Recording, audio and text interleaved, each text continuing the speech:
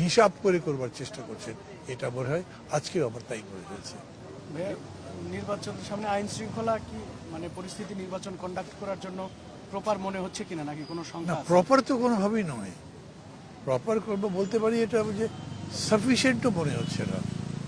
এটা আরও ডেভেলপড হওয়া দরকার ছিল। 15 মাস সময় তো পেয়েছে, সেই তুলনায় অন্তর্বর্তী সরকার আইন শৃঙ্খলা পরিস্থিতির কোনো উন্নতি তো করতে পারেনি, বরঞ্চ অনেকে ভয় পায় যে সবাই তো সরকারের নিরপেক্ষতারই প্রশ্ন করছে। তো এইটা যদি এমন জায়গায় যে তারা শেষ পর্যন্ত এই অজুহাত তুলে সরকারের উপর দায় চাপিয়ে নিজেরা নির্বাচনকে একটা প্রশ্নবিদ্ধ করে ফেলে, তাহলে তো খুবই মুশকিলের কথা। এটা অনেকের মধ্যে শঙ্কা আছে।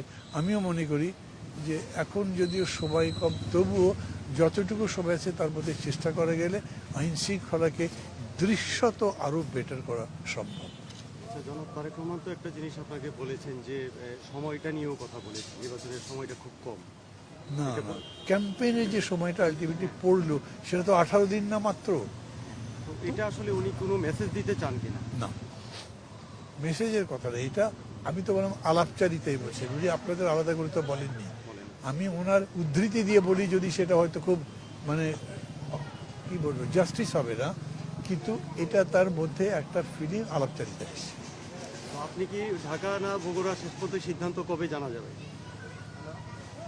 আমি অপেক্ষা করবো, দেখি উনি নিশ্চয়ই তার যারা যারা এখানে আছে তাদের সাথে কথা বলবেন, বলবার পরে আমাকে জানাবেন, তখন মিলিতভাবেই সিদ্ধান্ত নিতে পারবো। নাকি দুটোই হতে পারে?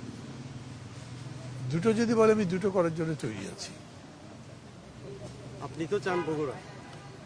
না, আমি এখন কোনোটা চাইনি।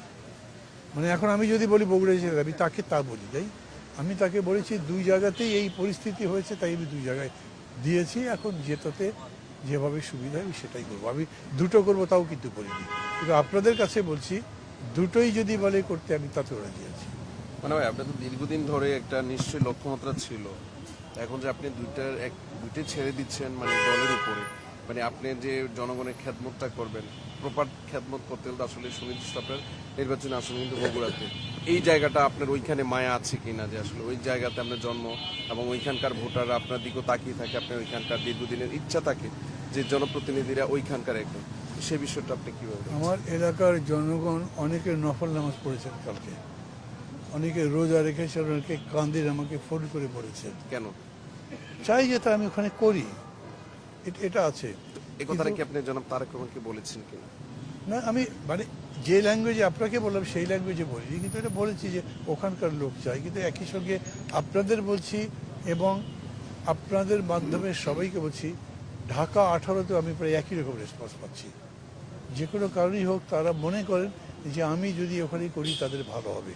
তো আমার জন্য সমস্যা হচ্ছে ওখানে তো বিএনপি একটা ক্যান্ডিডেট নর্মালি ডিক্লেয়ার করেছে, আর আমার এলাকাতে তারা আমাকে ডিক্লেয়ার করেছে। কাজে আমি এখানে ক্লেম করতে পারছি তা তো করতে পারছি না, কিন্তু আমি বলছি যেহেতু তারা একটা প্রার্থী দিয়েছেন, তিনি এখনো প্রত্যাহার করেননি, তিনি ঘোষণা গতকালকেও দিয়েছেন যে তিনি ইলেকশন করবেনই। আমি আর একটা জটিলতার মধ্যে জড়াতে চাই না। আমি চাই এই ব্যাপারে তাদের দলের যেহেতু ইস্যু, তারা যে সিদ্ধান্ত দেবেন সেটি আমি বিবেচনায় রেখে সিদ্ধান্ত। ঠিক আছে, ধন্যবাদ। Thank you sir. Hello. Line কোনটা দিতে লাইন কি পাইছেন?